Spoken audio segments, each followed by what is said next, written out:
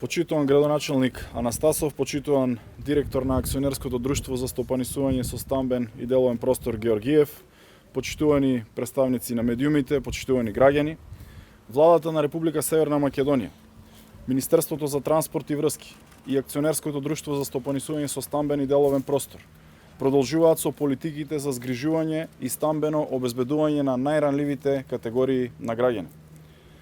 Денеска сме во работна посета на општина Пробиштип, од каде сакам да најавам дека од денес го распишуваме новиот јавен повик за распределба на оваа социјална стамбена зграда.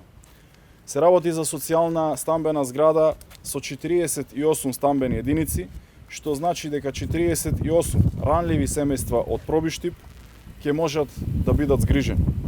Според критериумите, право на учество на огласот ќе имаат деца без родители, кои до својата 18 година биле згрижени во институции за деца без родители. Корисници на право на гарантирана минимална помош.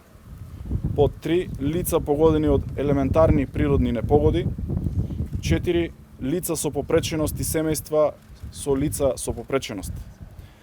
5 лица припадници на ромската заедница, социјално загрозени согласно стратегијата за ромите.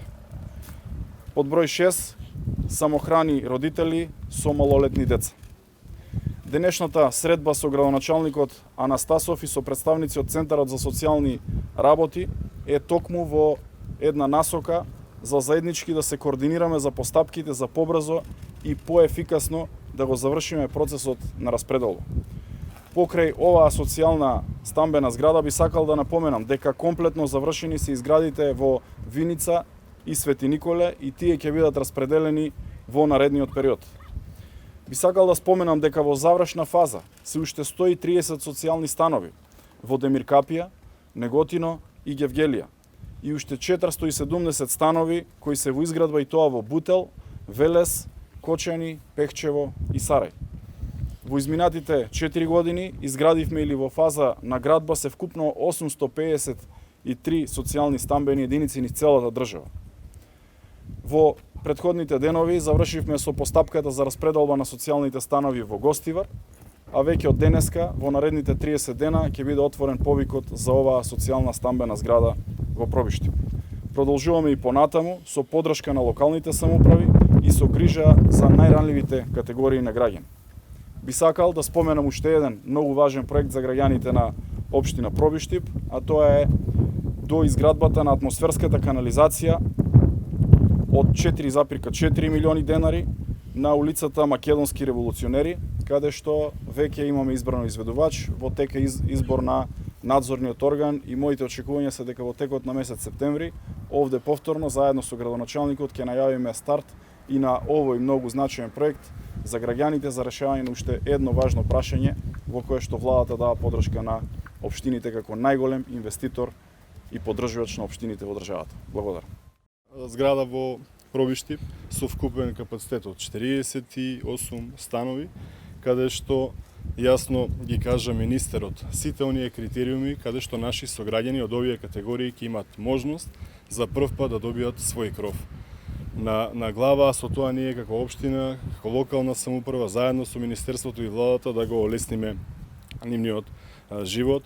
Изразувам уште еднаш благодарност за посветеноста од страна на министерот за сите проекти кои што досега ги реализиравме како патниот правец Пробиштип-Крупиште, патот до Лесново, канализацијата атмосферска која што ја спомена на улицата Македонски револуционери, секако и она кое што го разговаравме, а тоа многу наскоро да оди во тендерска постапка и на водовод, проектот водовод за Турско рудари.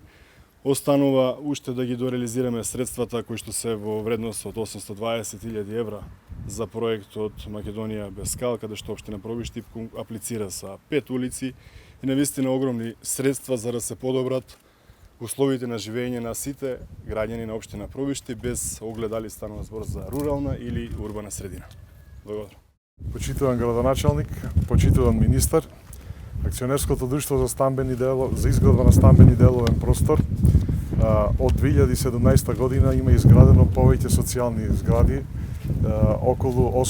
повеќе од 850 социјални станови за сите ранливи категории во нашата држава.